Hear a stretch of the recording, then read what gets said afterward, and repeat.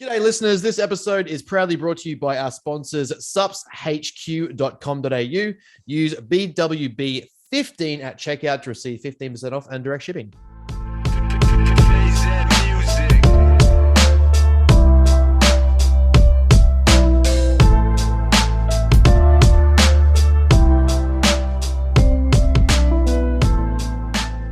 Welcome back, ladies and gentlemen, and all those in between, to another episode of Bros with Brains, here with Mr. Benjamin Mayfield. Smith, buttoned, dipstick, button done up all the way to the top because he wants to be a nerd. My fresh in his polo tops. Yes, he's still that guy that wears polo tops. Yeah. Dress how you want to be seen, ladies and gentlemen. Yeah, I like how every other time we've done an intro, it's always been guys, and now you've just addressed the ladies first. Look at you, 2023, the new Ben. It's 2023. I'm up at the times. Just don't type the name into the other letters. Anyway, started off on a cracker, yeah. So how are we going? Oh, good. We're good. Shit is good. Everything is happening. Things are good. There's a lot in the background of matter right now that is they're just a kind of I don't say stagnation points, just waiting for authorizations, things that will involve platforms and whatnot. So things are really good there. There's a lot happening there. There is another coach who is about to start. So we're doing a lot more announcement and stuff and times to come with that once that's all officiated. But yeah, everything's really good. We've got our first team posing workshop on Sunday with I'm getting most of my natties to the NBA posing workshop on Sunday morning. Nice. So I'll start getting them in front of some people. I've got Michael now, like 14 weeks out, as you've seen, looking fucking ridiculous for, like to have this mold at this far out. It just becomes cruisy at this point. Like dig, diet break, refeed, trials, protocols, peak. So that's getting exciting. It'll be like I know it's my first one where I've really taken the reins entirely and making sure that I'm making the decisions entirely on what I'm seeing and thinking, and then just sort of rationalizing it. So yeah, everything's going good there. And man, training's just feeling awesome. Like I've backed off some weights in certain areas to just progress technique and form, and now that form is just feeling tenfold better. Like control at all ends of movement, range is good. Intensity still there, like we saw in my hacks. Like it's weird as I get heavier and my aggression gets heavier on the heavier sets. Yeah. But then, like at the start of it, like control sweet. But then I just get into like all right, this is closest to the heaviest I've ever done. It's going to require me just absolutely flogging myself, and it's just like fucking 1, 2, 3, 4 done. Whereas a little bit more restraint, but just having some fun with lifting some good numbers safely again is fucking good. Yeah, no, that's fair, man. That's kind of like I was saying off camera. Everything that I want to implement with all clients, including yourself, is literally like it's a minimal effective dosage model. And it's kind of like if we can get away with as much stimulus and adaptation from the smallest weight increments and the smallest amount of weight possible, you just leave that runway for progression. Like you just have such. It's a term. We're trademarking runway. you just 100%. Call it the runway method. Like you just have so much more room for progression. And so it's like I was having this conversation in the seminar that we just had on the weekend, and there's a couple of guys out here. Like I didn't realize there's so many. It's Dubai. There's so many like influencers here. Like it's fucked. Yeah. Especially from England, there's a lot here. And I didn't know. Yeah, and I didn't know any of these guys. And then you look them up on Instagram, or they pop up onto Instagram, and they're like, 500,000 followers and all this. Like it's full like crazy here, but. The questions that they're asking, and I'm sort of like, are they asking the question already knowing the answer, or are they asking the question to genuinely ask the question? Like it's strange, and a lot of them were one question that popped up and in various forms, especially about PEDs, was like, well, instead of having a slower, lower titration model in place where we can, slowly build up the compound usage over time and then adapt, why wouldn't we just go to that peak dose early and then just run that peak dose for long and run that peak dose? And I don't know about you, but I'm sure as soon as you hear that, you're like, well, it just means you're going to cap out sooner. Like you just don't have as long. In my head straight away, it's like, well, you just don't have as long of a time because you're going to have all this stress that comes with peak dosage. Like you leave yourself short for accumulation of tissue, like in that meantime. And I do wonder, and I sit there like, are these guys actually asking because it's a genuine question, or are they just sort of confirming their thought process? But that's why we run literally minimum effective dose, because we can grow for longer, we can do things for longer, and Yep. keep health mostly at bay and keep it, keep Mhm. your health going really well. So yeah, I just like everything I do and we're going to do is like literally minimum effective dose, whether that be with using weight, whether that be PEDs, whether it be food, smallest Mhm. increments of food possible to still yield a result. Like, Yeah. because it just means we can do longer instead of going, 0 to 100 and running a 10-week sort of growth phase. We can run it for 20 weeks. You think you're not going Yeah. to grow more in 20 weeks than you would in 10? Like, Yeah. you know what I mean? But to me, it's And like a logical process. yeah, exactly. And Mm. then you get the chance then to like I said, drag things out and kind of max out each plateau. Like one of the things that I've run, and no doubt you do the same thing because you've run my shit. You max out where you are and what you have first, so that you've drained like everything out of Yeah. that. Like, Yeah. you Yeah. run it through the ring. That's it. That bit's done. Okay, now we got a little bit more and get out the most out of that.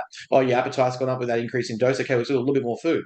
Are Yeah. you still hungry? Are you still getting like you're still lean? Composition not changing? Cool. Let's go a little bit more food. Same amount of drugs. Same training volume. Oh, weight's gone up slightly. Cool. Now run that out. Like every time you add a metric or a measurement, like why are you wanting to throw everything at the kitchen sink? It's important to keep control and I guess like mitigates consequences. But like you said, the faster you rush things, the faster you have to come out.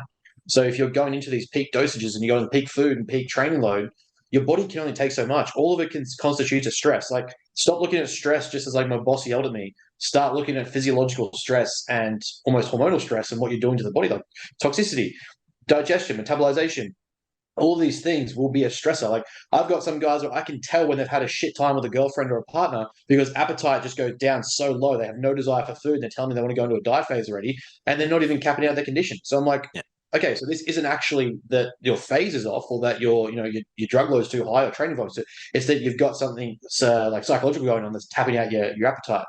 So let's deal with that. Let's deal with that stress. Let's take care of that so we can keep running this for longer. Why Yeah. would you want to rush into a cut phase faster by doing all these things at the extreme end and not handling that stress? If stress can do that psychologically, stress can definitely do that physiologically. So why would you not want to take care of it and make sure that your digestion, your appetite, everything is in check properly, that your body, your liver, kidney, your heart, everything's functioning correctly for longer periods of time? Like, why would you want to put that induced stress on your body in large chunks for no reason? Yeah. No, I completely agree. And that's literally sort of a funny epiphany in a sense where it's kind of like, well, I didn't realize I was actively doing it in terms of running this sort of idea of everything is sort of minimum effective. And it's kind of like, Mhm. well, I mean, and I'm sure a lot of people do it. I guess probably Yeah. more people in our space do it, but I wonder if they've also come to that realization that they're actively doing it without, I guess, naturally thinking about it in a sense. Yeah. Um, because it's I literally run it with everyone, like my naturals, my enhanced powerlifting, bodybuilding, just whatever it is, it's just physique change. It's interesting.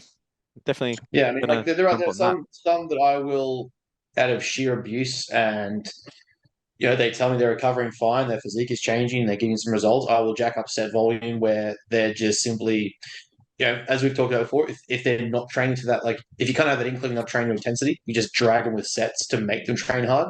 But even still, that's within the ranges of like our standard MEV or MRV based on like training age. It might be from 90 to 110 sets. It's not going upwards of like 160, 170, or I've seen people do, but that's like the top end where I want to push someone's numbers, also see how they tolerate recovery, and if they tell me they're feeling good and they're enjoying their training, okay, here's fucking small sets. Yeah, But and that's go in on. conjunction with the fact that recovery is perfect, food is good. We're not pushing like fat conditioning for no reason. Cardio's in there to help with that as well. Like minimum effective things around it. Okay, well, here's some more training volume. Yeah, and the funny thing is the sets, the more sets argument, and I've seen a few people sort of talk about it posted on opposite ends of the spectrum. It's kind of like, well, there is a time and a place for more volume, more sets, more reps. And I think I sort of addressed it in my post, but um, when you're learning or when you're first starting out, it's never a bad thing to go with more sets, more reps because you're learning techniques, you're learning movement patterns, you're learning all this sort of stuff. That will build your foundation. Reps, as we know, reps build the foundation. Like there's no ifs or buts. You want to learn how to squat, bench press, deadlift. You want to learn how to hack squat. You want to learn how to use a fucking an incline chest press, whatever it may be, freaking plate loaded prime pull down. You want to do really well at it, you need to do reps. You need to do probably a few more sets and a few more reps at the start, get a feel for the movement, understand the skill that's required, because that's what reps are really good at building, skill acquisition. When you have honed in your ability and your skill to adapt, that's when you can start to really push effort levels or intensity levels. That's when you can really start to drop overall volume and replace it with effort or intensity and start to really push your limits in terms of how much load you can move for a certain rep target. They both just have their place, and it's kind of like I've just seen so many arguments as of late. It's really funny that talking about, like, I guess, junk volume, and then we've got people saying that junk volume is what builds the physique, or what builds a lifter, like whatever it is. And it's like, yes and no. Like, don't get me wrong, 100% it does. But again, as always, it's time and place. It's like we have both ends of the spectrum, and it's always somewhere in the middle. And it's kind of like it's a varying spectrum. It's like we can pendulum or seesaw between the two based on the client and where they're at in their development. Yeah, and I agree. Like, I'll generally have, would I go have someone say start what might be a priming phase or something like that, where I'm trying to correct a certain few niggles or issues that have come with previous mechanics or programming or movements.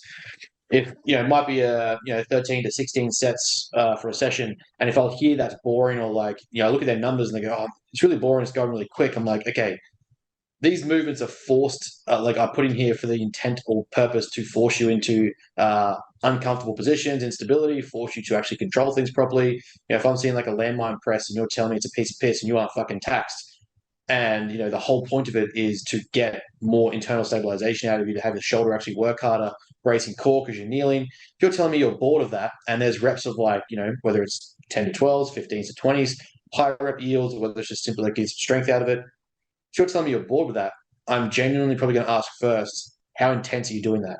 Like, if I'm saying that's a 2 RAR, 1 RAR, and you're telling me you're bored, just because of 16 sets, you shouldn't be flying through it at fucking, half an hour. I would like to assume, and if I'm not getting that number, well, then I'm probably going to assume you're not actually training that hard, or your ability to train hard isn't quite there yet, so here's more sets, because you haven't quite let that skill to train with high intensity. And generally, I'll find with like most novice, if not even intermediates, just having that auto-regulated set progression in their program ready to go, because I just know they're not going to be at that intensity metric yet. Get an advanced athlete, like, bro, here's 10 sets, go fuck yourself up. And they're like, I'm dead. Like, sweet. Like, our program at the moment is got like 2 tops, 2 back offs on most of the compounds, and I'm fucking cooked. Exactly right. Exactly right. That's like some like heavy shit where I'm getting to leg day anxious about what's about to come. So, but that is not a brag of my training capacity. It's taken a long time to get to that ability to know that my top sets are fucking top sets. Like, I'm not getting any more out of that, or like my RAR is bang on 1. Like, that's a skill acquisition that's taken time. But that comes from, like you said, reps and sets and learning what those metrics actually are, learning that intensity. It's a skill to train that hard. And I still have ways to learn myself. Like, I know that I can tweak tempo, I can tweak form, I can control the top to the bottom of the movement more. Well, I mean, it's funny. It's like the old, nothing is perfect, and it's like you strive to be as perfect as you possibly can in every session that you do. But obviously, we have a myriad of factors to include: shit sleep, shit food, poor hydration, life stress, work stress. So that session is never going to be the same as your last, whether it be better or worse. Is irrelevant. You're going to make it as best as possible, and there is always going to be something that can be improved in every session, and that's across any fucking sport, right? And it's funny, like, and the biggest like take to that was like, I got to train, as much as I don't want to make you jealous, but I got to train with Luke Miller, who's No Switch Fitness. I got to train with Cal Raystrick, prep coach, and I got to train with Hader, who's IFBB pro, I think classic physique. Well, he's either classic or he's physique. I can't remember. I think he's classic. I'm pretty sure he's classic. He looks classic. And it's like, I got to train with these guys. And the thing is, you'd think like an IFBB pro and someone like a Cal, for example, the highest level that you can probably get to, like in bodybuilding prep coaching, right? Yeah. And you're sitting there and they're doing exercises, and Luke is sitting there like teaching them, showing them to move this. Like, Hader's doing like a lateral raise on a machine, and he's just literally shifting his arm, putting him in more of a scapular plane, which is exactly what I sort of said to him as well. It's the first thing that I said when I looked at him do it. I'm like, don't grip the handle, move your elbow forward and pop your hip back. You're going to feel more dull and take out your trap. And he did it. Doesn't know me. And then Luke's like, yeah, like he's not wrong. Like, do it. And he did it. And it was just dealt. And it was kind of like, this is cool. Like, but at the same time, he probably does that every other time. It just so happened to be in that session, he just didn't do it because for whatever reason, you know what I mean? Like, but you're training with people that have, I guess have a brain for it and can see it. You're always going to be critiqued. And it's like, there's always something to improve. And it's like, even like you said with your hacks and like the speed of your hacks, like there's nothing wrong with the speed of your hacks. Don't get me wrong. But if I can say, hey, dude, slow it down so that you take a smaller progression in weight next week, but you still get the same stimulus, shit.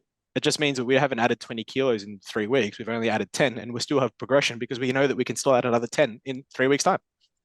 Yeah. It just means your cap is expanded. We can take longer to reach your cap. Fucking beautiful. Like we're just reverse engineering everything. So it's like you will never have a perfect session. You'll always, but there's nothing wrong with chasing perfection in that session. No, because you still want to get to a point where you're optimizing your movements, right? Like it's like when the statement's like there'll never be a perfect physique, but I will try and endeavor to perfect my physique. Exactly There'll right. never be a perfect movement. Every rep will never be perfect to the one before the week before. However, I can try and make it as close to perfection as possible. Yeah, and how do you get to that level of perfection expertise? By doing rep on rep on rep on rep. And it's like, and that's why it's like we have our place and time for volume and we have our place and time for effort levels. Yeah. It's just making sure we know when and what. It's like your metabolic block was just all reps. Like it's probably the most reps you've ever done. But hold on, we build the foundation because now we can move into effort levels in a growth phase. It's like, hey, you've honed in the skill. Didn't change your program, just change a few sets and reps around. Like, cool. Now that you've got the skill down pat, let's move into this. Let's fucking go. And the funniest part is too is how simple, like, when clients might get bored, they might lose interest with their training session, and it's like, oh, I've done this for like 8 to 12 weeks. Is like, are we changing blocks? It's like, well, or we're changing programs. Well, it's like, if it's working, if the point is like we're trying to grow this or we're trying to do this or build this skill or improve this strength metric and it's going up, why are we changing it? Why do you think we need to change it? Novel stimulus every single week isn't going to be what we're trying to achieve. We're trying to achieve continued progression. So just throwing in random stimuluses on different muscle groups at different volumes, like it doesn't really make much sense. If we're getting to that point where it's like, okay, this has been 16 weeks or 12 weeks, whatever it is, and we've got the point we want, say metabolic phase, hit like a metabolite training session, we've got that out of the way of 10 to 12 weeks. Cool. Well, now we can go into this. Like I said, the training session itself doesn't have to change. It just might be the allocation of reps or sets that will be a little bit different. Exactly. You might now hit some like 6 to 10s as opposed to 12, 15s to 20s. Like you're going to work a little bit harder, a little bit deeper at the start, and then you're probably going to have some more accessories at the back end and high rep ranges. Yeah, that's really what it is. Like it's not that difficult. It doesn't need to be sexy or fancy. Like some people can run the same leg day, like leg block for, especially like female bikinis. You're going to run a lot of the same programming for most of your time because you need more glutes, more legs, more shoulders, some more back, but worrying about like all the different deltoid heads, but all the different like chest, worried about arms, like it's not really the criteria they're seeking. So you're really going to do the same amount of training realistically. You might just change intensity metrics, some extra cardio to work to help with like reducing fatigue or early onset fatigue. It's going to be relatively similar exercises because there's only so many glute exercises. Yeah. We're going to teach you to train fucking harder so that you get the more out of that set. I'd rather give you, as I said the other day in that fucking story, I'd rather give you 12 sets of glutes over, say, 2 or 3 different rep ranges in the week and fuck that up than have 40 sets of fucking glutes and you actually train like shit the entire time and not even actually build anything. Yeah, exactly right. And that's where you're going to find that happy medium between that effort level and then that volume level. It's like which one trumps at what time in your training phase, right? I don't see an argument really for like obviously 40 sets like ever. Even with a newbie, I wouldn't be giving 40 sets, don't get me wrong. But there is a time where, a client or a competitor, an athlete may need 20 sets. Maybe 20 sets a week. Like there may be a time when that is required. But it's because you're building the foundation so that when you do drop it to 10, 12 sets, you know that the skill is honed in so that they can actually put some real effort through it and put some weight through that movement and really start to grow. The only time I'd potentially change that is if I move back to volume in a cut, especially in a heavy cut like a prep. I'd probably increase the volume of touch, decrease the effort levels based on the client feedback and how they're feeling. Now, don't get me wrong. I do have clients that will push and still want to die. The problem is things like, systemic inflammation and all that sort of stuff that we need to take control of that, adds 3 kilos. Increased risk of injury and fatigue. Well, You just can't. yeah, and then, and we have like 3 kilos of fluid, and we're like, couldn't do that. Let's take out that leg. Let's take out that leg session for 10 days, so that we can have the fluid fucking wash away. Oh, that second leg day with high yield hack squats, maybe not. Yeah, exactly. Exactly right. But anyway, what to do? I'm just gonna piss real bad. Okay, I'll just keep talking. I'm joking.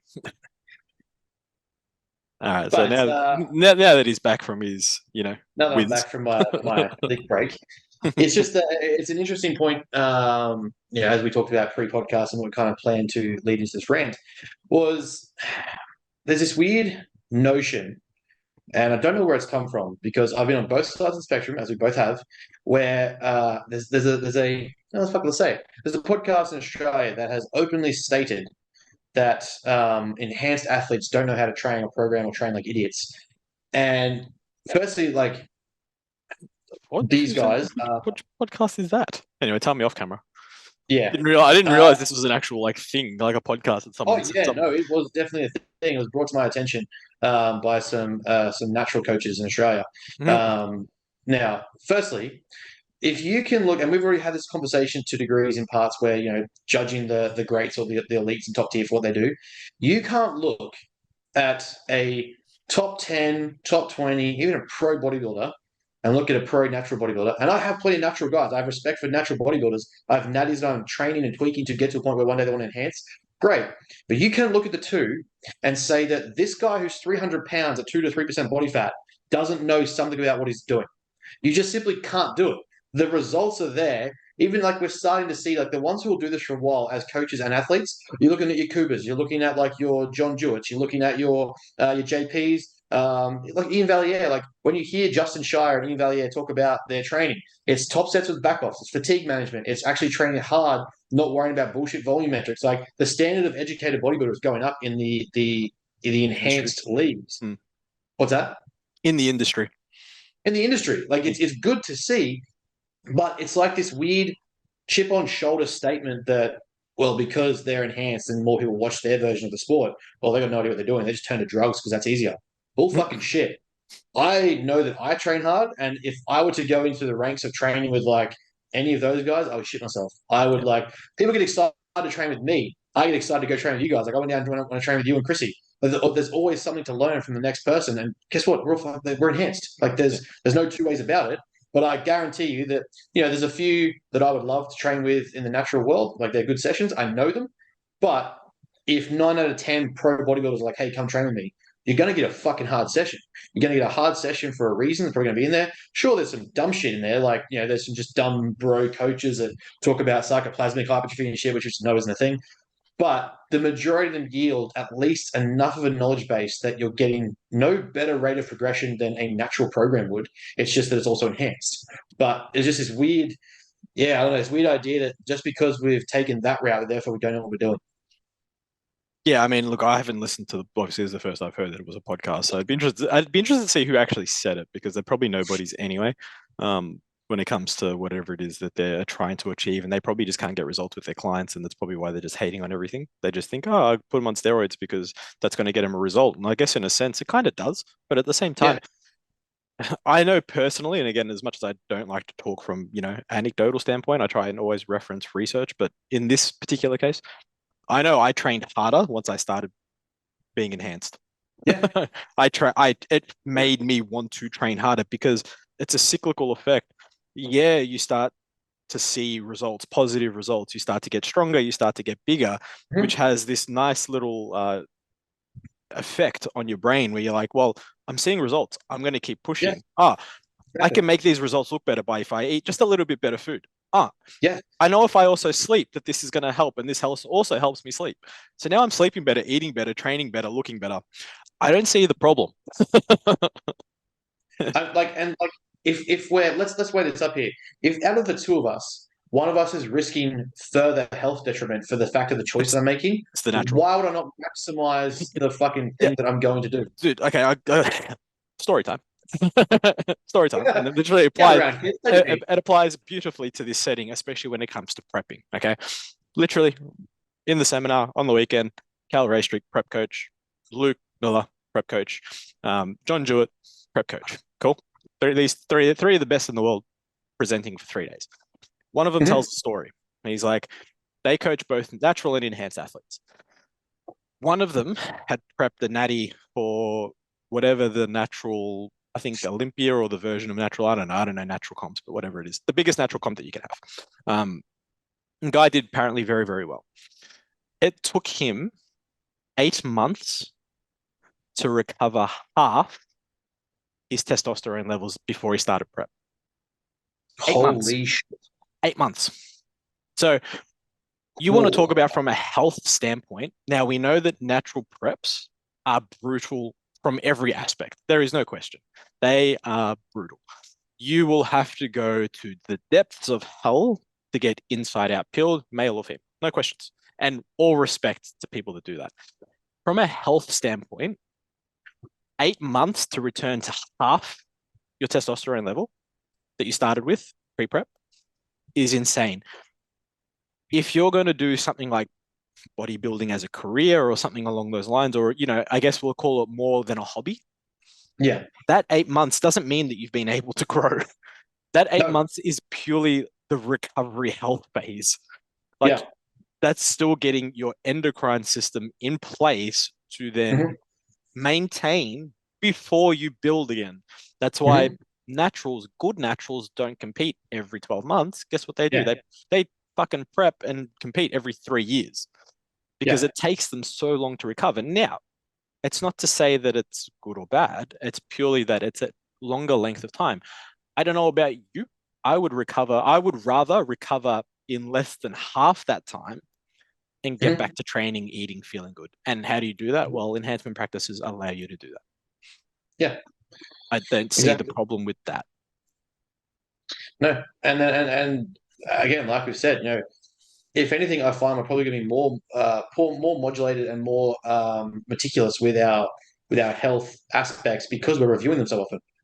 Like at least 3 times a year, if not quarterly, we're reviewing them, peak doses, peak cycles, off phases, post preps. Like there is so much data analytics going on to make sure health is optimal or at least in a good position or recovering or it's not taking too much of a hit or a dive that comes with using this stuff to make sure you're doing it properly that you're just not going to look for if you're naturally training. Because why? Why do you you're not so much why, because it makes sense that you do check it, but I just know that there's a lot of natural athletes that don't, and it's not as necessary as ones for enhanced.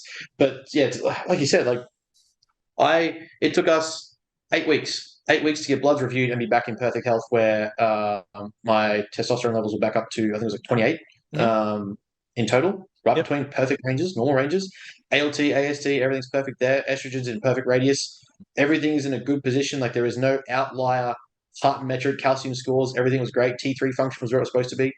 None of the metrics affected by prep were at a low end of post-prep phase in 8 weeks. So now I have a runway, if you will, for takeoff that's about double the yield of what that would be if I went to as depths of what I did as a natural.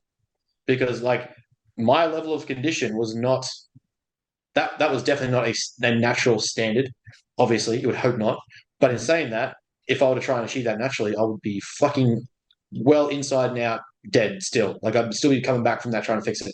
So, to insinuate that A, we don't know what we're doing, or B, as coaches don't know what we're doing, or C, don't know how to train with it just because we're using or there's supplementation going on is an interesting notion to me to want to attack when you have to physically sit there and watch the Mr. Olympias. And with all due respect, when someone says Mr. Olympia, they're not talking about the natural Mr. Olympia. They're looking at the most disgustingly incredible physique on the planet.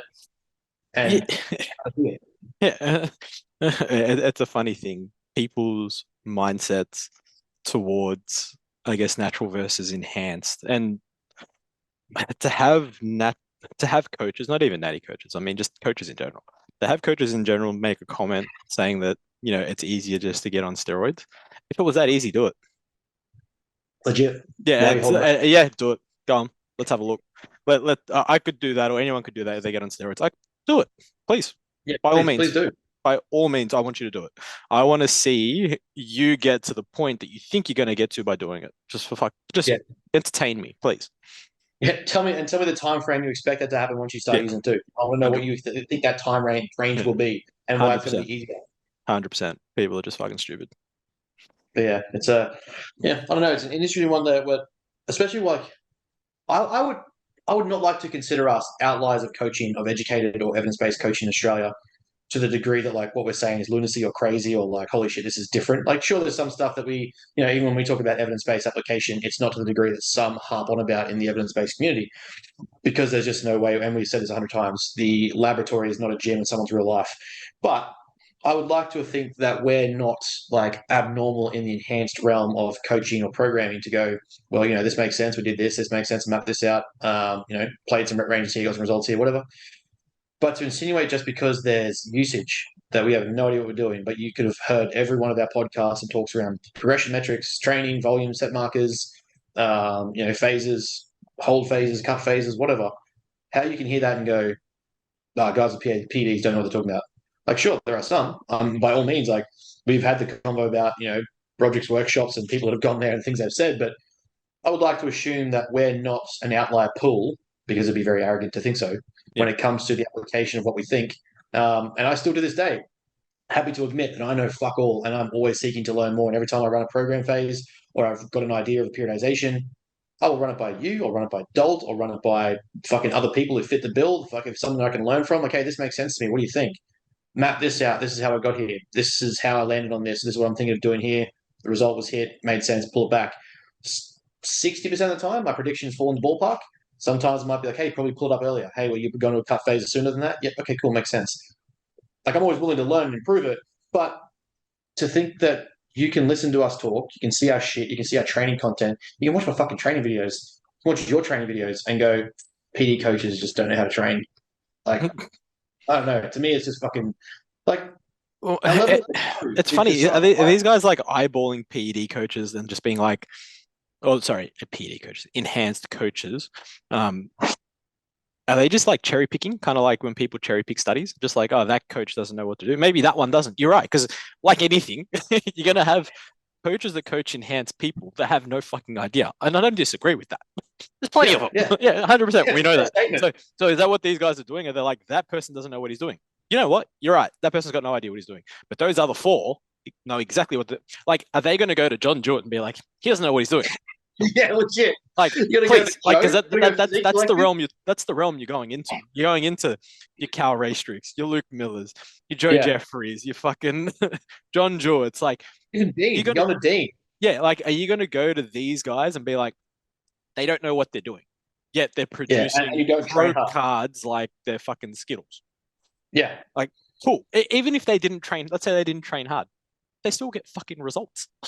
Yeah, like, what? Like, excuse me. And not one of them doesn't have a physique to match their statements. Nah, that's just like, bruh. I'd love to see who these people were that were talking about it. It'd be fucking funny. I'll send you because it'll be a laugh. But I don't know. It got me not riled up, because it's like, well, fuck your opinion. But at the same time, it's just, if this is an actual thought process, like, it needs to be dispelled, because life doesn't just become easier because all of a sudden you've like taken a supplement. That's just not how it works. I would argue that it's now become harder because your training recovery capacity is increased. So it means your training volume can go up, means your strength can go up, means your food can go up, means you have to optimize other things to maximize it. You have to take the consequences and risks of health. I would argue it's become now harder than what you were doing before. Yeah, exactly right.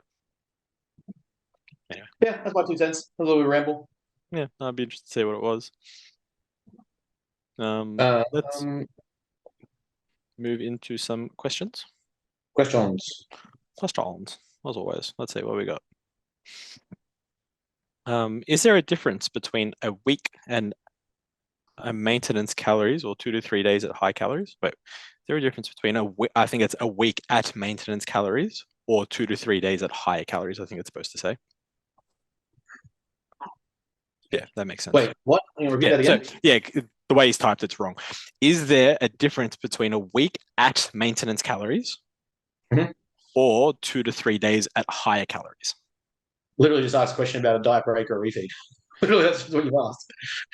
Yeah, kind of, but it's kind of like I think he's trying to say if you have the higher calories in 2 to 3 days versus spreading them out over maintenance calories over a week, is there a difference in terms of outcome? And it's like, well, That's what I'm saying. That's basically you've asked the question between like a difference between like a planned diet break and a refeed weekend. yeah. And it's kind of like, well, I mean, is there a difference from a physiological standpoint? Not really, especially if you're coming out of a deficit or even if you're coming from a surplus. From a physiological standpoint, not necessarily. They're both kind of the same. It's just one's going to be for a longer period of time. Mhm. Well, I guess you're not going to go on higher calories if you're in a surplus, so it'll be from a deficit. However, from a psychological standpoint, there's going to be a bit more of a difference. You're Mhm. gonna, if you can have longer, I think, like a week, let's say at maintenance at less calories, you're going to potentially feel a little bit better, hopefully, Mhm. gradually, versus having the 2 to 3 days at a higher calorie intake. And then if you have to drop back to your deficit to make up for your weekly cal average, because that's what we're looking at, weekly cal average over, the week, over the month, over the span of the phase. Yeah, I think you'd feel better with a week of a little bit more food versus 2 to 3 or 3 to 4 days of way more food. Yeah. I think, yeah. I would much prefer as like if I was in a prep phase and I've absolutely sent it, I would much rather work to a point of a diet break being a week at maintenance Yeah. than say 2 to 3 days of like 200 or 300% carbs. I would rather just sit at maintenance of like, expected 30 calories per kilogram or whatever maintenance phase I got to, 30, 35. If I could hit that and hold my maintenance there and like have that for a week, I'd feel much better than because like we also see too, once that happens, like the fat accrual of like a bolus of calories, like 2 to 3 days of high days, probably not going to blow you up. However, what you will see is a fucking influx of ghrelin and leptin fluctuation. Like Yeah. the days you go back to your diet, your hunger level will be through the fucking roof. Yeah. Training capacity will be great, your glycogen replenishment will feel great, but the hunger cues, the energy levels, like your body is going to keep signaling on, hey, you just gave us a ton of food. It means we're eating again, and then you have to go back to that deficit. Your body fucking hates it. I notice that every time I have a refeed over a diet break, I fucking despise it. I love the feeling. The food's great. You plan it. Even during prep, like that back end where you're trial and refeed techniques, and you're having like high like carb up days. The harder part to me is the low days afterwards when you got to go just chill like to let food digest. That's harder to me than the fucking diet than the refeed itself or getting into the refeed after a heavy cut. I find that day after food, after you've had a carb load, is Yeah. harder because your body's like, oh, guess we're eating now. Yeah, and it's a funny thing, the whole glycogen replacement thing, right? It's like you have to be in a very extreme deficit to Mhm. really deplete like all of your glycogen stores. It's very hard to do. Usually, yeah, depending on the severity of the diet and how long or the duration of the diet or deficit that you've been in, when you're training, it's not necessarily the lack of glycogen per se that's causing causing you to not be able to lift physically. Usually it's just literally an overall lack of energy because you're in an energy deficit. So energy deficit's not necessarily just glycogen. There are many other things that you're lacking because that's what happens from a systemic standpoint. Mhm. Yeah, it's quite funny because it is really, really, really hard to like burn through all your glycogen like to that point. Just because your muscle stores so much, and you got a Yeah. decent amount of tissue on you, you're going to be storing a decent amount of glycogen as it is. To replenish glycogen stores, yeah, you can replenish those glycogen stores in 3 days with a higher calorie intake, no stress. Like especially if you bump up carbs to a crazy amount, easy. You're still going to restore glycogen over the 7 days at still a higher calorie intake, but not as high as the 3 to 4 days, right? Or like a severe surplus versus just a maintenance. And depending on if you're training or not, you're probably not going to be able to burn through all that glycogen, even if you were at maintenance, purely because you wouldn't be training hard in a maintenance or in a refeed window or in a diet break window, because diet breaks are usually implemented to help wash off stress, not create more stress. Yes. So it's kind of like, time and place, like make sure that you're Yeah. doing the right thing for the right reason. Yeah. Yeah, Yeah. makes sense. And like you'll notice too, like you'll probably find the week after your diet break, you'll train harder because glycogen's been replenished after, Yeah. say, a 4 to 6 to 8 week dig where you've just got absolutely balls with it. Yeah. Um, Well, it's funny but because yeah, like what else comes with maintenance when you move through a diet break or a refeed? It's not just food. Like you sleep better and you feel better, yeah, and it's kind of like, oh look, you yeah, recover better. Oh look, I can train no, you train harder. again. But that's Yeah. that's the purpose of having that. Like that's the exact reason why we do it. Hmm. Like that, yeah, it's the whole intent. What else we got here? Is child obesity abuse? Fucking. For fuck's sake. Send me the same question I was about to ask it. Oh, okay. Yeah, I've got a few on here still. Yeah, is child obesity abuse? Oh, I don't know if I want to touch. I don't know if I want to touch that. I can just imagine the parents coming screaming, telling us how to raise our kids. Well, Oh. it's funny. Like, I guess we can tackle it from 2 points. Can I actually express what I know it's like to raise a child? No. Nope, But not at all. I can tell you how I raise a dog. Yeah. And would I make that dog fat? No. Would I consider that abuse? Abuse is probably the wrong word. I would just think or deem it unfair on that animal, considering I'm the Negligent. one, yeah, negligent, considering I'm the one that's in control of its health. Yes. Like I control the food that it eats. I Yeah. control the exercise that it does. Now, Yeah. kids, up until I guess a certain age, I would liken them to puppies. They're very fucking similar. Yeah. Yeah, they don't really behave any differently. Let's be real. So it's kind of like, well, would I do that to a child? No, I would be wanting to hopefully have that child as healthy and as happy as can be. And from what I've seen from the abundance of children around me, like my best mate's kids, my nephew, they're fucking psychos. They just want to run around all Yeah. day and do shit again, like puppies. I mean, let them just Yeah. feed them semi well and let them Yeah. do that. Yeah. Yeah, And so the I thing don't is too, just, like, yeah, it's just the I word don't think abuse it has throws to me off. be. I don't think it has to be even like a restrictive, like health conscious thing. Like I know of families or parents where they're like, you know, fucking soft drink is not allowed in this house, and it sends kids on sugar highs and blah. And it's like, okay, fuck. You know, we've dispelled a lot of this stuff a long time ago. But you know, even if that's the case, like just simply, Rogan's talked about it. Same way I've talked about obesity many times.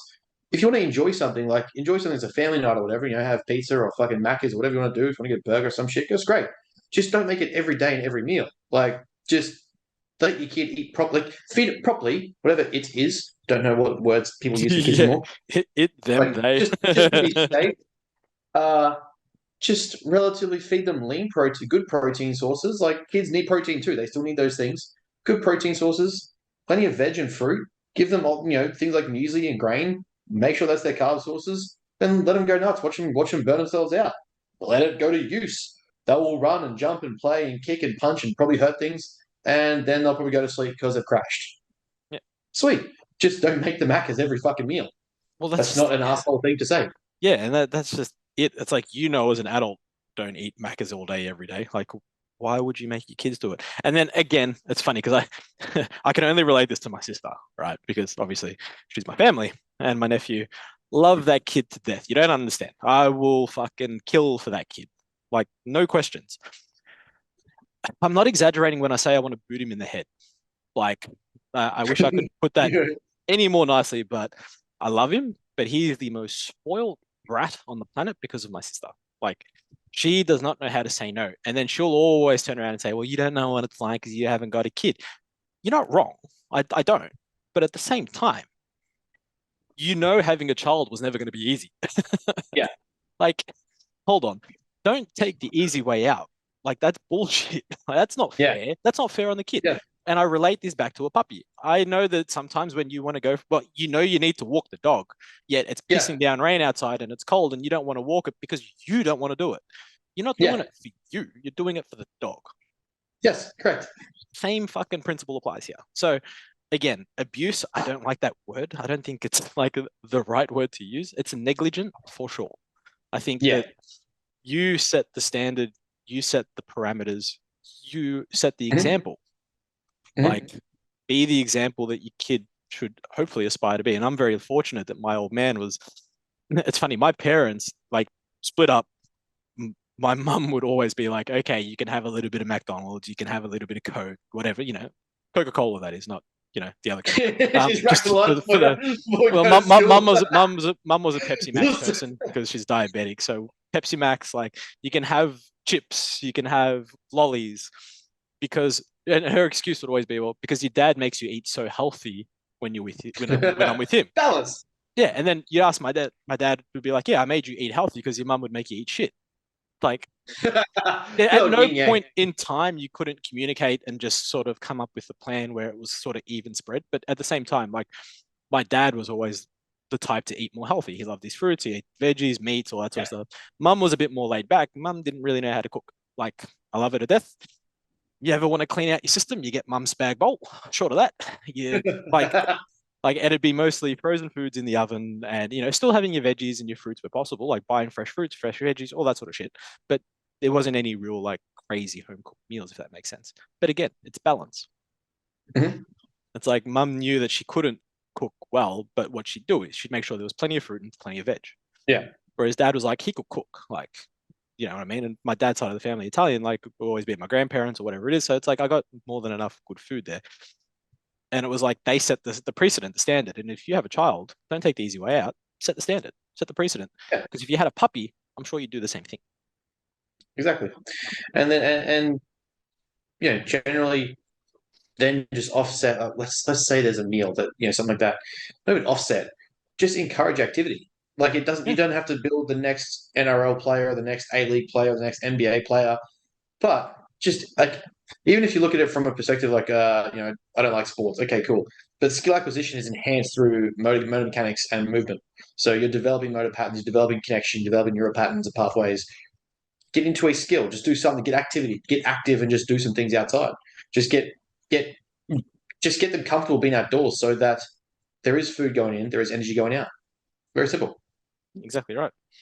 What else we got? There was a couple of good questions in here before we get to the complex question. Well, not the complex question, but the fun one. Why did the trans man only eat meat because he was a her before? That's a good one. Chris, well done. You've done well. We got 70 episodes. Yeah, Chris, you've done well. Good job. Who was that? Chris Ainsworth. Hold on. Very good job. That's a good joke. You've done well. You've done it well. When looking for progression in training, do you want it for every exercise of the day? I guess of the session. So, you know what? I'll let you answer that one. I'll be here all day.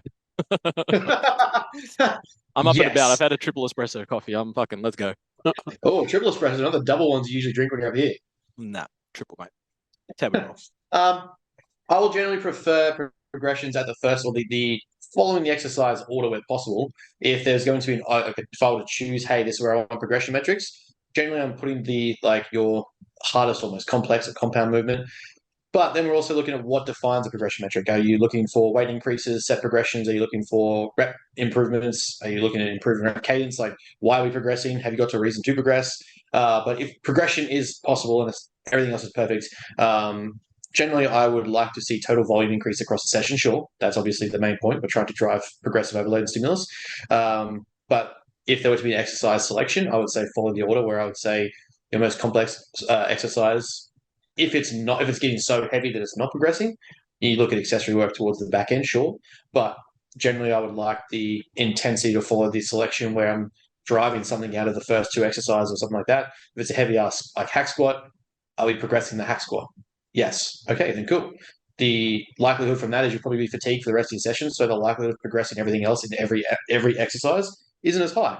But if that happens, great, you've progressed. But generally, like a metric of progression, I would find in the first couple of exercises. Yeah.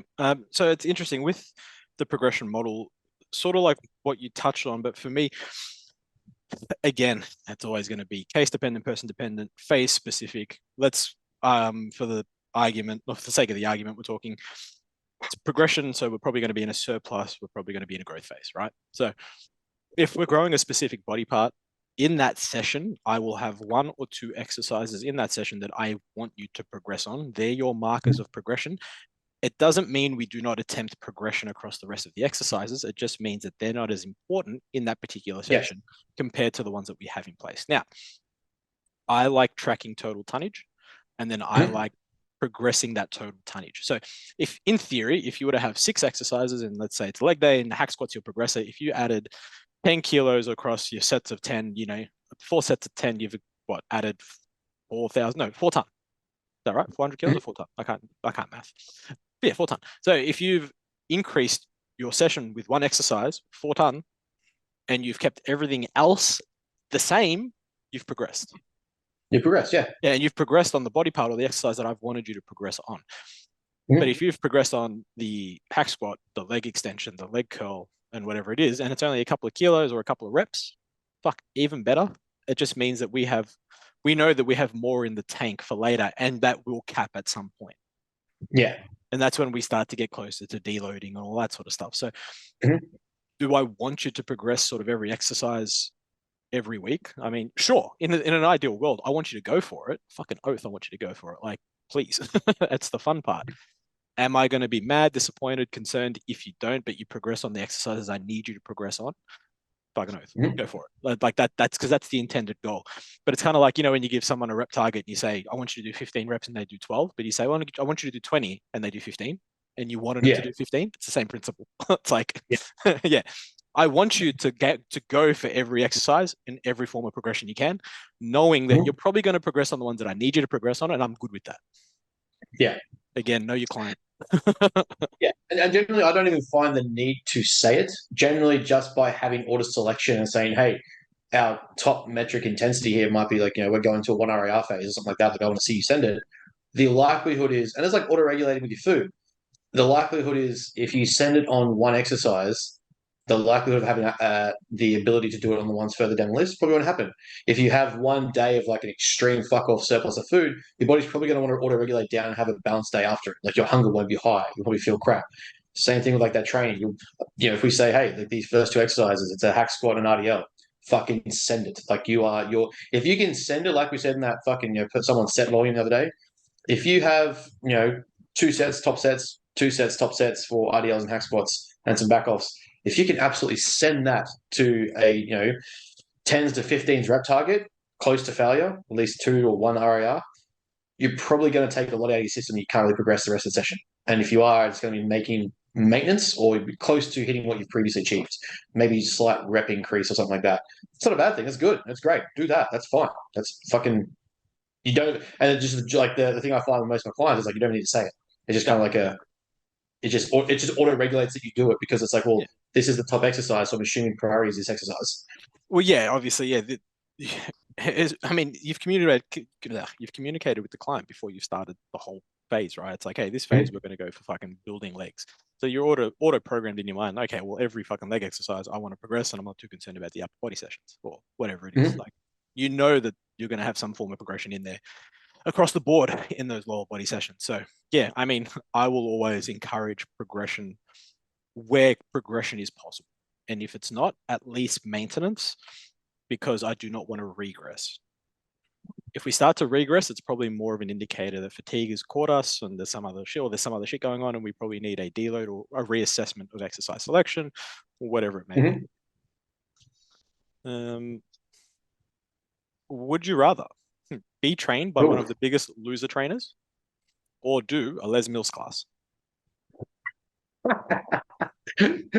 Is Les Mills, is that like pump classes as well, or is Les Mills just a spin bike? Because what classes, let's see what Les Mills classes actually exist. I'm pretty sure Les Mills is just the name of the model of person. Yeah, and that's the system. That's what all the kind of classes. Yeah, but I just don't know what classes there are. Les Mills. There's body pump, there's attack, there's spin, there's yoga, there's something else. All right, if they're still the same. Yeah, let's see. What do we got? See, this is the problem. What classes are on Les Mills? Okay, fuck. Work. There's a lot on them. Loading the page. Go away. I don't want to see details. Oh, they're cookies. All right, so we've got body pump, which is strength. Body combat, cardio. We have Les Mills grit, high intensity interval training. Body balance, flexibility. Les Mills core. Born to move, 4 kids. Les Mills bar, mind body. Don't know what that is. Body Bar jam. class? We can get our freak on. We can start dancing. You have Shabam, more dancing. RPM, which is obviously cycle. You have Les Mills sprint, which is more cycling. You have the trip, more cycling. Body step, cardio. Body attack, cardio. Man, there's a lot. Les Mills tone, mind body. I think that's it. So out of all those, would I want one of those other dickheads to train me, or would I want? You know what? I'm probably gonna go body pump. Yeah. Yeah. I just couldn't. I couldn't. I already had an engagement with that Shannon fucker on Instagram, and that was hilarious. I had a good time with it. It was like a couple of years ago. I absolutely ripped him apart on one of his posts, Yeah. and that got around. That got around. Like so many coaches in Brisbane like saw it somehow and just started like engaging with it. I was like, this is fantastic. But I just couldn't keep my mouth shut about it. And they're fucking retarded. Yeah, I'm probably taking a. I mean, hey, Pilates is always a good one. Like my core needs rotation and different planes of movement and flexibility. So why not? Yeah, I'd be like, I think I'd do either Les Mills body pump or just for fun. Let's go get a boogie on. Oh, I'll do a dance class for sure. 100%. Just I will salsa. 100%, because why not? Now, the question. Where is it? Here we go. Ozempic or Saxenda are so popular now to lose weight with people.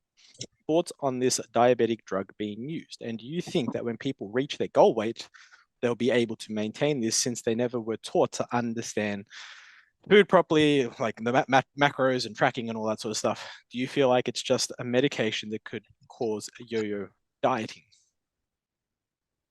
Now, would you like me to take this one to start with? Yes, I'm not actually familiar with the compound itself. The only reason why I'm familiar with it is because literally both my dad and my sister have been recommended this. It's a diabetic drug, right? It's a GLP-1 agonist. What it does is it actually acts on the pancreas. Okay, it helps regulate insulin from the pancreas when blood sugar levels are high. Literally what it does. That's a really basic like description. What it has a nice side effect of is appetite suppression. Yes. Okay. I think we've talked about this before. Yeah, that's what it does from a body weight standpoint, recomp thing. It genuinely suppresses your appetite. So again, not wanting to eat food and then still hopefully keeping activity up. Well, look, you're in an energy deficit. By definition, you're going to start losing weight. There is some research to suggest that it does also improve body composition via a different pathway, that it also actually helps build skeletal muscle potentially, provided you're training and all that sort of stuff. The problem is you're training and stuff, so we don't know. So it would probably be more a case of it's just helping you keep your appetite down, and then in place the food that you do eat hopefully is decent enough to build that recomp, and then the stimulus of training is almost like a newbie gain or a newbie stimulus. Bodybuilders are starting to really take these GLP-1 agonists to try and bring their appetite down, so that when they're in a cut and stuff like that, it's like it can help. It's kind of like taking insulin with the side effect of appetite suppression. So you can see its usage in a bodybuilding prep. It can be handy. Again, would I recommend it if you don't have diabetes? No. Like, again, it comes down to stop avoiding the hard work. You're in a diet or a deficit. You're meant to be fucking hungry. You're privileged to be in a deficit. You chose to be in the deficit. Accept that you're in the fucking deficit and accept that you're hungry. Like, just get over it. It sucks. Like, we've all been hungry, and then obviously it sucks. It's not fun. Again, remember, you're choosing to do this, and there are people in this world that don't have that choice, that are in a worse position. That's where I would probably go with it. Do I think that it's going to be a cause potential issues, or whether you can maintain that? It would seem by the research that those that have decreased their weight have been able to keep that weight off for a decent period of time. I think the study was 12 months post, potentially, or 8 months, 12 months and 16 months or something. And it seems that an average of, I think, greater than 50% keep their weight off. from Was memory, that in conjunction with interventions or just use of the drug? use of the drug, training, and diet from memory. I'd have to go over that research again, but I'm pretty Yeah. sure all factors were considered. Yeah, okay. I mean, yeah, like provided like It's really just all the these things, appetite suppression. It's literally what it yeah, does from yeah. it suppresses your appetite. It's like it's no different to duromine and speed-based derivatives that are used to regulate appetite. Again, that's what they're trying to do: drive or increase metabolism and reduce appetite, make you do more and make you eat less. That's really what they're trying to do. Yeah. So, yeah, at the end of the day, and this is one of my biggest problems that I have with them, is when it's used as a be all end all, not a tool.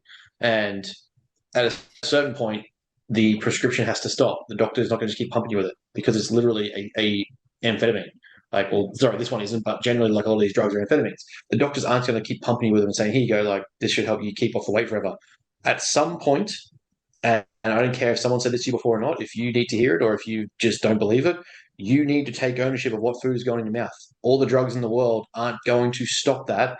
If you stop the drug and you keep eating the same way, inevitably the weight that you put on that you lost is going to get put back on. If you are putting into place the interventions and the strategies, you're practicing behavior change, making lifestyle modifications, increasing some activity, training a bit more often, taking 6 pizzas a week and turn it to 2, all that sort of shit, fantastic. The weight's probably going to stay off because you're building habits and then you're getting results. You feel good about those results, you build motivation, you'll be consistent, discipline will be formed during that motivational period, you'll be a lot more adherent, and you're probably going to sustain the changes. If you're just pumping it and saying, "Hey, this is the wonder drug that burns off fat," and then all of a sudden the doc stops giving you that dose, you're like, "Hey, you know what? We're actually going to come off this now. You've hit the weight target. Yeah. See you later." That's where yo-yo is most likely to occur, and where we probably see the yo-yo occur is when those behavior changes aren't implied or implemented, and then you get again, people are using the drug for its side effect and not understanding its effect, and it's kind of like, well, in a in a population that doesn't have high blood glucose issues, you do potentially run the risk of dropping blood glucose levels quite a bit. And to counter that, you need to have sugar. And it's kind of like, does it really run the same effect? Because you then need to put yourself in a bit more energy in to maintain the blood glucose levels. Yet you're trying to use it for the appetite suppression side of things. So, I mean, again, it's very nuanced. So, I do know of people that have used it in preps and stuff and gone quite well with it, and I do know people that have attempted it and have just gone, "Nah, this is shit. I'm not doing it." So, I just think certain drugs we don't want to use if it's not needed. And I think that's just like plain simple logic. Yes, it's got some good plausible effects. It's got some good plausible side effects. Is it in the hierarchy system worth the risks associated? And if it's not, don't use it. It's very simple. Don't use a diabetic drug if you don't have diabetes because of its side effect. It's like usually you'd use a diabetic drug because of its effect. It's like bodybuilders use insulin because you raise food so high that your blood glucose levels are so high that metformin can't combat it. So what do? You take insulin to help release. You take insulin to help relieve the pancreas and relieve stress off the pancreas because your food is so high and it's having to produce. It can only produce so much insulin. Whereas this drug tells the pancreas to produce more insulin. It doesn't actually produce it for it. It stimulates production of insulin when blood glucose is high. So it's like, well, they're very different things. We're not. Yeah. We're putting exogenous insulin in for a reason. It's because it's your food's really fucking high. We're trying to grow. And you can't get bigger without having more food. So instead, we can use a really safe drug that's got so many years of research on it. Yes, people, insulin is safe. Just saying, it's not death. You'll be fine. We've had this conversation many times that you can help combat or offset the potential stress that more food is going to create on the pancreas. You know what I mean? Like it has a plausible use, whereas something like a GLP-1 agonist probably doesn't have as much of a plausible use, especially in a deficit for those that are healthy. Now, if you have diabetes, by all means, your doctor tells you to take it, fucking take it. Very simple. Yeah, I would just say, like pair it in conjunction with learning how to change your lifestyle habits. Look at the habits that got you to where you are. Why would you if they're the things that got you same as the statement we made a couple of weeks back was, you took this long to get to the weight that you're at, why do you expect it to come off as quickly if you aren't doing anything different? If you're keeping the same behaviors that got you to the thing that you're at now and you're trying to change it or reduce it or improve it, why would you keep those behaviors and then try and take a drug to reduce it? Because once that drug wears off, it's going to come back in. So I'd say in conjunction with keeping the appetite down, whilst you have that prescribed drug, learn to just improve some basic habits and see what happens from that. Yeah. Likelihood is, as the research says, like you said, close to 50% keep it off. They're probably the ones that implement the behavior change, the nutritional changes, and the activity loss. Exactly right. It's always in conjunction with, it's like, when you watch the TV ad, it's like, oh, like this new ab trainer, but in conjunction with healthy diet and training. Yeah. It's always the case, because guess what? The fundamentals never fucking change, people. Yeah.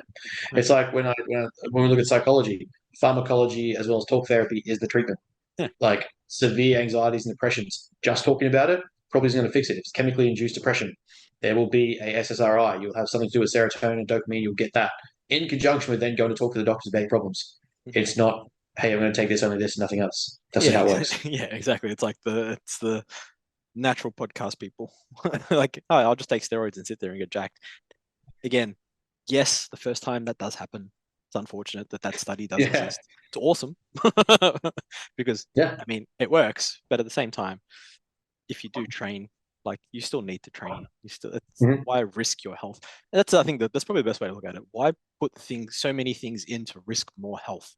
Like, whole objective is to be healthy, not unhealthy. Like, stop doing shit to make yourself unhealthy. Stop adding in shit to make yourself unhealthy. Stop trying to fix drug issues with more drugs. Fucking stupid. It's the biggest it's the biggest oxymoron I've seen in my life. Like, oh, I have a drug issue, I'm going to take more drugs to fix my drug issue. Like, wait, no, bro. That's not how this works. Yeah. Anyway, I mean, that's all the questions I have. I don't know if you had any. I didn't get many, actually. It was just similar ones you got, in case you didn't read them. So I had them, I guess. Yeah, nice. Very good. Well, I guess we can leave it there for today. My tattoo is peeling and it's disgusting. Good shit. Just looking at it, like, it looked phenomenal when I first got it, but now it's just peeling. But anyway. Oh yeah, by the time this releases, I'll have my hand done, which would be sick. Oh, you get it done whilst you're there? Yeah, tomorrow night. So at the moment, it's Wednesday morning. I'm getting it done Thursday night. Nice. Can't wait. Nice. All right. That is pretty much it from me. That is it from us, guys and girls. As always, if you have any questions, concerns, throw them up in the question box that we drop on a Wednesday morning, or you can always DM one of us. If you are in Brisbane, keep an eye out for us running a seminar shortly. That will be released sooner. Right. Oh yeah, forgot about that. We've got so many people excited. Just don't do anything. Yeah. It's like, 23. Yeah, just we're gonna pretend it's like the build up, and no climax. Guys, how did you miss the seminar? What? Where was it? Yeah, we had 100 people. What are you talking about? You weren't there. Why didn't you come? That'd be fucking hilarious. All got free access. Why were you there? Yeah, bad. I thought you said you were coming, but you didn't rock up. Anyway, yeah, we'll put that together and start releasing some dates for that fun stuff. That should be good. Fuck yeah, keen. All right. I'm busting the toilet again. As always. Catch you later, guys. See you guys.